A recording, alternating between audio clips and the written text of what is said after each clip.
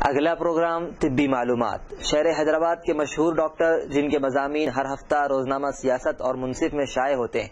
آج وہ آپ کی خدمت میں طبی معلومات فراہم کر رہے ہیں. ڈاکٹر مزمل انظر، ڈائریکٹر ہیلتھ ڈپارٹمنٹ صفا بیت المال انڈیا. گھٹنوں کا درد ایک عام بیماری ہے اور ان دنوں یہ بیماری ہر قسم کے اور ہر عمر کے افراد کو متاثر کر رہی ہے. یہ بیماری بہت ساری چیزوں اور بہت ساری بیماریوں کی ایک علامت جانی جاتی ہے اور بہت ساری چیزوں کے بعد یہ بیماری شروع ہوتی ہے. عام طور پر کسی بھی حادثے کی وجہ سے، کسی چوٹ کے لگ جانے کی وجہ سے یا کسی زخم کے ہو جانے کی وجہ سے یا پھر چلنے پھرنے میں کسی مار کے لگ جانے کی وجہ سے یہ تکلیف شروع ہوتی ہے، یا پھر کسی جھٹکے کے لگ جانے کی وجہ سے یہ تکلیف شروع ہوتی ہے، یا اسی کے ساتھ ساتھ بہت ساری بیماریاں جیسے گٹھیا کی وجہ سے جسم کے اندر یورک ایسڈ کے بڑھ جانے یا آپ کے جوائنٹس کے اندر یورک ایسڈ کے فارم ہو جانے کی وجہ سے بھی یہ تکلیف شروع ہوتی ہے. اسی کے ساتھ ساتھ آسٹیوپوروسس جیسے ہڈیوں کا کھوکھلا ہو جانا یا ہڈیوں کا بودا ہو جانا، جس کو ہم میڈیکل لینگویج میں آسٹیوپوروسس کہتے ہیں، اس کی وجہ سے بھی عموماً گھٹنوں کی تکلیف پیدا ہوتی ہے. آسٹیوپوروسس عموماً مردوں سے زیادہ عورتوں میں زیادہ پائی جاتی ہے اور عورتیں آسٹیوپوروسس سے بہت زیادہ متاثر ہوتی ہیں. اسی کے ساتھ ساتھ بہت ساری دوسری بیماریاں جیسے آسٹیو آرتھرائٹس، جیسے گھٹنوں کے گھس جانے کی وجہ سے، جیسے ہم آپ کو بتاتے چلیں کہ گھٹنے کا جو اسٹرکچر ہوتا ہے، جیسے یہ گھٹنے کا نیچے کا پارٹ ہے، یہ اوپر کا پارٹ ہے، اور پھر بیچ کے اندر آپ کا ایک پیٹلا آتا ہے جس کو ہم نی کیپ کہتے ہیں. ان دونوں کے بیچ میں ایک اسپنج کا پیڈ ہوتا ہے جس کو ہم کارٹلیج کہتے ہیں، جس پیڈ کی وجہ سے آپ کے گھٹنوں کا جو موومنٹ ہے وہ اسموتھلی ہوتا ہے، یعنی کہ آپ کے گھٹنے بالکل فلیکسیبل رہتے ہیں اسی کارٹلیج کی وجہ سے. لیکن آرتھرائٹس کے اندر آپ کا گھٹنوں کے درمیان پائے جانے والا یہ پیڈ گھسنا شروع ہو جاتا ہے، وہ ڈیمیج ہونے لگتا ہے، اور آہستہ آہستہ جب وہ پیڈ وہاں سے گھسنے لگتا ہے، وہاں سے کم ہونے لگتا ہے، تو آپ کے اوپر اور نیچے کے دونوں گھٹنے ایک دوسرے کو ٹچ ہوتے ہیں، اور ٹچ ہونے کی وجہ سے آپ کے گھٹنوں کے اندر کی فلیکسیبلٹی کم ہونے لگتی ہے اور اس کے اندر انفلیمیشن فارم ہونے لگتی ہے، اور جس کے بعد آپ کا اٹھنا بیٹھنا اور چلنا پھرنا کافی مشکل ہوتا ہے. اس میں ہم آپ کو یہاں ایک تصویر دکھا رہے ہیں. اس تصویر میں آپ سمجھ سکتے ہیں کہ گھٹنے کا کس طریقے سے یہ اسٹرکچر ہے. پہلی تصویر میں آپ دیکھ سکتے ہیں کہ یہ ایک نارمل نی ہے جس کے اندر بالکل صحیح سلامت آپ کارٹلیج دیکھ سکتے ہیں، لیکن دوسری تصویر میں جب یہ کارٹلیج گھسے جا رہا ہے تو اس کی وجہ سے آپ کے گھٹنوں کے اندر ایک رفنس پیدا ہو رہا ہے اور آپ کے گھٹنوں کی فلیکسیبلٹی کم ہو رہی ہے. اسی طریقے سے ایک اور تصویر یہ آسٹیوپوروسس کی ہم آپ کو دکھا رہے ہیں، جس کے اندر آپ دیکھ سکتے ہیں کہ ہڈیوں کے اندر جو کھوکھلاہٹ پیدا ہو رہی ہے. پہلی قسم کی یہ جو تصویر ہے یہ آسٹیوپوروسس، ہم سیکنڈ تصویر میں آپ کو دکھائیں گے. یہ جو تصویر ہے یہ ایک آپ کا بہترین گھٹنا ہے، صحت مند گھٹنا ہے، لیکن جب آپ کے گھٹنے کو آسٹیوپوروسس افیکٹ کرتا ہے تو آپ یہاں دیکھ سکتے ہیں کہ کس طرح آپ کی ہڈی کھوکھلی اور بودی ہوتے جا رہی ہے. اسی طریقے سے ایک اور بہت ہی تکلیف دہ بیماری ہے جس کو ہم اردو میں وجوہ المفاصل یعنی کہ روماٹائڈ آرتھرائٹس کہتے ہیں. روماٹائڈ آرتھرائٹس بہت ہی تکلیف دہ چیز ہوتی ہے. اس کو جتنا جلد ہو سکے ہم کو ٹریٹ کرتے ہوئے کنٹرول میں لانا چاہیے. یہ بہت ہی لانگ چلتی ہے. جب ایک مرتبہ ایک انسان کو یہ تکلیف جو ہے لاحق ہو جاتی ہے، شروع ہو جاتی ہے، تو اس کو چاہیے کہ جتنا جلد اور جتنی اچھی طریقے سے ہو سکے عمدگی کے ساتھ اس ڈیزیز کو کنٹرول میں رکھیں. یہ کافی زیادہ پینفل ڈیزیز ہوتی ہے جس کے اندر آپ کے جوائنٹس لاک ہونے لگتے ہیں، جام ہونے لگتے ہیں، اس کا موومنٹ کم ہونے لگتا ہے، اس کو سویل ہونے لگتے ہیں، وہ پھولنے لگتے ہیں، اور اس کے اندر اسپرس یعنی کہ چھوٹے چھوٹے بونز آگے آنے لگتے ہیں، اور اس کے ساتھ ہی ساتھ اس کے اندر جو ہے آپ کے چلنے پھرنے میں ایک جھکاؤ سا محسوس ہونے لگتا ہے اور وہ جام ہو جاتے ہیں، پورے اکڑ جاتے ہیں، اس کے اندر کی فلیکسیبلٹی مکمل طور پر ختم ہو جاتی ہے، اور آگے چلتے چلتے آپ کے گھٹنے یا دوسرے بھی جوائنٹس ناکارہ ہونے لگتے ہیں. اسی لیے جبھی بھی آپ کو محسوس ہو کہ آپ کے اندر روماٹائڈ آرتھرائٹس کے کوئی سمٹمز لگ رہے ہیں تو آپ کو چاہیے کہ سب سے پہلے اپنے ڈاکٹر سے رجوع ہوں. اس کے ساتھ ساتھ ہم آپ کو یہ تصویر میں یہ بتانے جا رہے ہیں کہ انفلیمیشن جس کو ہم سوزش کہتے ہیں وہ کیسے فارم ہوتی ہے. یعنی کہ سوزش ایک ریڈنس ٹائپ کی چیز ہوتی ہے جس کی وجہ سے آپ کے گھٹنوں کے اندر ایک قسم کی شدید تکلیف اور اس کے اندر ایک وارمنس، ہلکی سی گرمی محسوس ہوتی ہے، جس کو ہم اس تصویر میں آپ کو بتا رہے ہیں. یہ انفلیمیشن گھٹنے کے اطراف یہاں پہ آپ دیکھ سکتے ہیں. اسی کے ساتھ ساتھ بعض قسم کے بخارات وغیرہ یا کسی قسم کے وائرس کے اٹیک کے بعد بھی، جیسے پچھلے کچھ چند عرصے سے ہندوستان کے اندر چکن گنیا یا اس قسم کے بعض ڈیزیزز پائے جا رہے ہیں، جس کی وجہ سے آپ کے جوائنٹس اور تمام گھٹنے بہت زیادہ متاثر ہوتے ہیں. اسی کے ساتھ ساتھ ہم آپ کو بتاتے چلیں کہ ان دنوں ہندوستان بلکہ عالمی پیمانے پر ایک بہت ہی زیادہ متاثر، گھٹنوں کو متاثر کرنے والی چیز ہے، وہ ہے آپ کا موٹاپا. موٹاپے کی وجہ سے گھٹنے کیسے متاثر ہوتے ہیں، میں اس کو ایک چھوٹی سی مثال کے ذریعے سمجھانا چاہوں گا کہ جیسے دیکھیے ایک کوئی چیز ہے جس کے اوپر، جیسے ایک ٹیبل ہے اور وہ ٹیبل ایک 50 کلو کا وزن سنبھال سکتا ہے، لیکن اگر آپ اس ٹیبل کے اوپر 100 یا 150 کلو کا وزن ڈالنے کی کوشش کریں گے تو ظاہر بات ہے کہ یہ ٹیبل اس قسم کا وزن اتنا زیادہ برداشت نہیں کر پائے گا، یا تو وہ بینڈ ہو جائے گا، مڑ جائے گا، یا اس کے اندر کچھ کریکس آ جائیں گے، یا پھر ہو سکتا ہے کہ یہ ٹیبل مکمل طور پر ٹوٹ بھی جا سکتا ہے. اسی طریقے سے آپ کے گھٹنوں یا آپ کے پیر کے اندر اتنی مضبوطی ہونی چاہیے کہ وہ آپ کا وزن برداشت کر سکیں. اگر آپ کے گھٹنے اتنے طاقتور نہیں ہیں یا آپ کا وزن آپ کے گھٹنوں کی طاقت سے زیادہ ہے تو پھر آپ کے گھٹنے متاثر ہوتے جاتے ہیں. تو اسی لیے سب سے پہلے آپ اپنے وزن کی طرف توجہ دیں. لیکن وزن کی طرف توجہ دینے کے لیے سب سے اہم بات ہم آپ کو بتا دیں کہ عموماً لوگ اس کے لیے ورزش، ایکسرسائز، جاگنگ یا واکنگ کرتے ہیں، لیکن گھٹنوں کے درد کی بہت ساری ایسی ڈیزیزیں ہوتی ہیں، ایسی بیماریاں ہوتی ہیں جس کے اندر آپ ایکسرسائز نہیں کر سکتے. ایکسرسائز کرنے، چلنے پھرنے یا پھر آپ کے بھاگنے اور دوڑنے، اٹھنے اور بیٹھنے سے، یا مجموعی طور پر یہ کہا جا سکتا ہے کہ آپ کے آرام نہ کرنے کی وجہ سے آپ کے گھٹنے اور زیادہ متاثر ہو سکتے ہیں. تو اس صورت میں آپ کو کیا کرنا چاہیے اپنے وزن کو کنٹرول میں رکھنے کے لیے اور اپنے وزن کو کم کرنے کے لیے؟ سب سے پہلے آپ کے وزن کے لیے میں آپ کو بتا دوں کہ پرہیز بہت ضروری ہے. سب سے پہلے یہ کوشش کریں کہ آپ کا وزن اور نہ بڑھے، جس کے لیے آپ دودھ، چاول، میٹھا، تیل، سافٹ ڈرنکس، اس قسم کی چیزوں کو اپنی حدود میں استعمال کریں یا اپنے طریقے سے استعمال کریں. وہ طریقہ کیا ہے ہم آپ کو آگے بتائیں گے، لیکن اس حد تک آپ چاول، تیل اور میٹھے کو مکمل طور پر بند کریں. سافٹ ڈرنکس وغیرہ کا استعمال بالکل نہ کریں. اپنے وزن کو بڑھانے کے لیے، کم کرنے کے لیے جتنے بھی ایکسرسائزز وغیرہ ہوں گے آپ اپنے فزیوتھراپسٹ یا آرتھوپیڈیشین اور نیوٹریشن سے اس کے بارے میں خصوصی مشاورت کریں اور اس کو یہ بتائیں کہ آپ کے گھٹنوں کے اندر یہ تکلیف ہے اور اس تکلیف کے حساب سے آپ کون سی ایکسرسائز کر سکتے ہیں. اس کے بعد ہی آپ ایکسرسائز اسٹارٹ کریں. لیکن دودھ وغیرہ یہ کا استعمال اور ان چیزوں کا استعمال جو آپ کے جسم کے لیے بہت ضروری ہے اپنے طریقے سے ہی کریں. اسی طریقے سے آپ کے گھٹنے کے لیے ایک اور اہم وجہ جو آپ کی تکلیف کا باعث ہوتی ہے جو ان بیماریوں کا بھی، یعنی کہ آسٹیو آرتھرائٹس، اوسٹیوپروسس اور دوسرے بیماریوں کی جو وجہ ہوتی ہے وہ ایک اہم وجہ ہے آپ کی کیلشیم اور وائٹامن D3. عموماً اس قسم کی چیزوں کی کیلشیم اور D3 کی کمی کی وجہ سے ہی یہ بیماریاں لاحق ہوتی ہیں.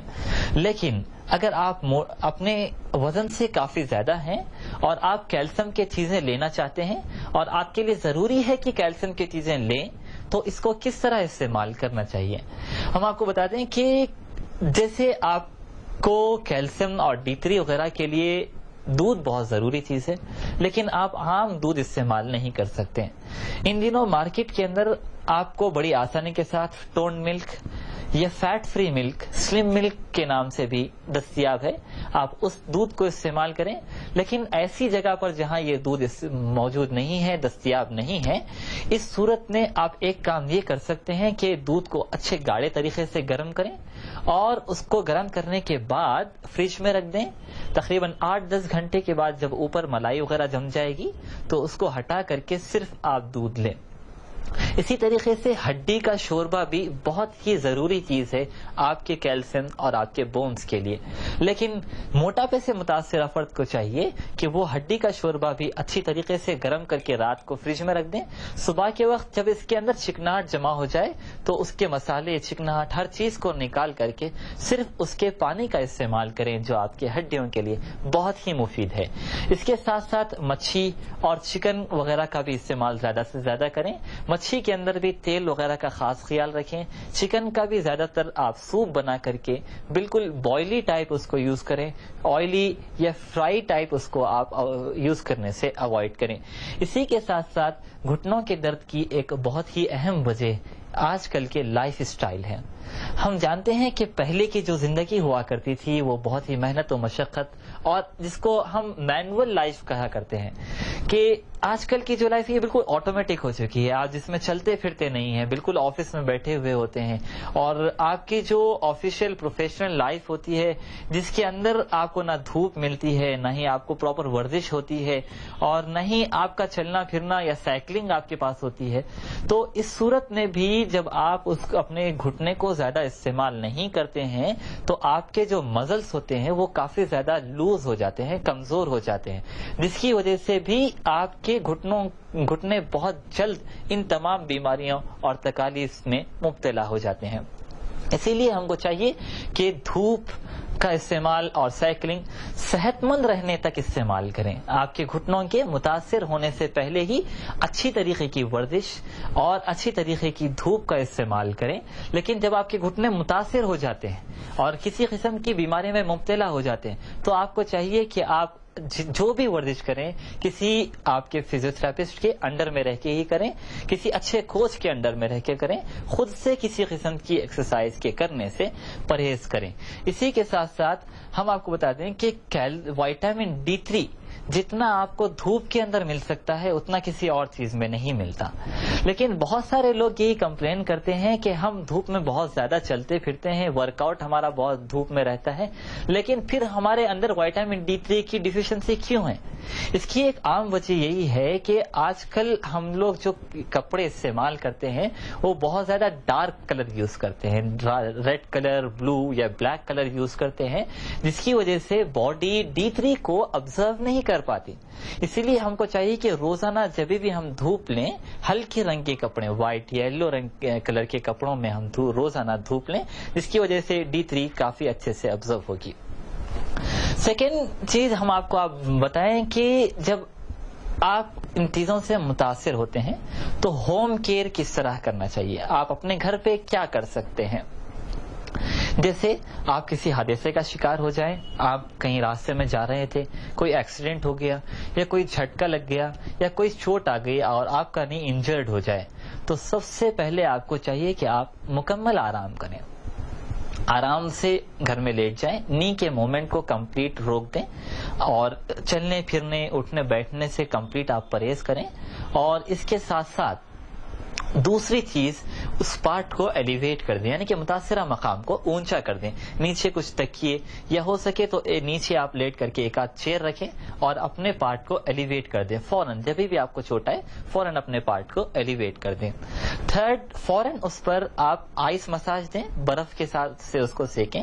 یہاں ہم بتا دیں کہ بہت ساری ڈیزیزز اور بہت ساری ایسی چیزیں ہوتی ہیں جوائنٹس اور آپ کے بونس سے ریلیٹڈ، آپ اس کو ہیٹ نہیں اپلائی کر سکتے. عموماً لوگ گرم پانی سے یا گرم چیزوں سے اس کو سینکتے ہیں، لیکن جب آپ کی متاثرہ مقام میں انفلیمیشن ہو تو وہاں پہ ہیٹ کے اپلائی سے پرہیز کریں، چونکہ وہ انفلیمیشن آلریڈی وارم ہوتی ہے، ریڈنس اس کے اندر ہوتا ہے، تو جب آپ اس کو ہیٹ اپلائی کریں گے تو انفلیمیشن اور ٹریگر ہو جاتی ہے. تو جب آپ کو ڈاکٹر مشورہ دے یا آپ کا فزیوتھراپسٹ آپ کو یہ مشورہ دے کہ آپ اس کے اوپر ہیٹ اپلائی کریں، اسی سچویشن میں آپ کو چاہیے کہ آپ اس کو ہیٹ اپلائی کریں. ورنہ عام طور پر اس کو آئس مساج دیں، اور آئس مساج کے دینے کے بعد کسی الاسٹک والے بینڈیج سے اس کو اچھی طریقے سے باندھ دیں، ٹائٹ باندھ دیں، اور یا پھر نی کیپ، جیسے کہ اس تصویر میں آپ دیکھ سکتے ہیں کہ نی کیپ کے کا بھی آپ جو ہے فوراً استعمال کر سکتے ہیں، جس سے سوزش، سوجن وغیرہ میں کی کم ہونے میں کافی مدد ملتی ہے. اسی کے ساتھ ساتھ آپ کو چاہیے کہ آپ فوراً اپنے ڈاکٹر سے رجوع ہوں اور اس سے مکمل جانچ کروا لیں اور یہ دیکھ لیں کہ آپ کو یہ تکلیف کس بیماری کی وجہ سے یا کسی انجری کی وجہ سے یا کس چیز کی وجہ سے آپ کو یہ تکلیف ہو رہی ہے. عموماً لوگ ڈاکٹر کے پاس جانے یا پھر ڈاکٹر کے پاس جانے کے بعد اس سے مکمل طور پر جانچ کرانے سے کافی پرہیز کرتے ہیں. جب بھی آپ ڈاکٹر کے پاس جائیں تو آپ کو چاہیے کہ اپنی تکلیف مکمل بیان کریں اور اس کو اچھی طریقے سے ایکسپلین کریں کہ آپ کس چیز سے متاثر ہیں. آپ ڈاکٹر کو یہ بتا دیجئے اچھی طریقے سے کہ بھائی آپ کو تکلیف کیسے ہو رہی ہے، کب ہو رہی ہے، کیونکہ انویسٹیگیشن اور آج کی جانچ میں سب سے اہم چیز آپ کے ڈیزیز کو ڈائگنوز کرنے میں جو ہوتی ہے وہ آپ کا ایکسپلینیشن ہوتا ہے کہ آپ جس طریقے سے ایکسپلین کرتے ہیں اسی طریقے سے ڈاکٹر آپ کی ڈیزیز کو آسانی کے ساتھ ڈائگنوز کرتا ہے. جیسے میں نے آپ کو اسٹارٹنگ میں بہت سارے ڈیزیز بتائی ہیں، gout, osteoporosis, osteoarthritis, rheumatoid arthritis, inflammation and all. تو یہ تمام چیزوں کو ڈائگنوز کرنے کے لیے آپ کا جو وے آف ایکسپلینیشن ہوتا ہے وہی بہت زیادہ اہم ہوتا ہے. اسی لیے جب بھی آپ ڈاکٹر کے پاس جائیں، اگر آپ سے ڈاکٹر سوال نہ بھی کرے تو آپ مکمل طور پر اس کو ایکسپلین کریں کہ آپ کو کب سے یہ پین ہے، کتنے دن ہو گیا ہے آپ کو یہ درد شروع ہو کر کے، آپ کو یہ درد اس سے پہلے بھی ہوا تھا یا صرف ابھی ہوا ہے، اس سے پہلے بھی ہوا تھا تو اس کی کیا وجہ تھی، اور ابھی جو درد ہو رہا ہے اور اس کی آپ کیا وجہ سمجھتے ہیں. آپ کو خود سوچنا چاہیے کہ وجہ کیوں شروع ہوا، مجھے چلنے پھرنے کی وجہ سے شروع ہوا ہے، یا میں روزانہ آفس میں زیادہ ٹھہر رہا ہوں یا کام کر رہا ہوں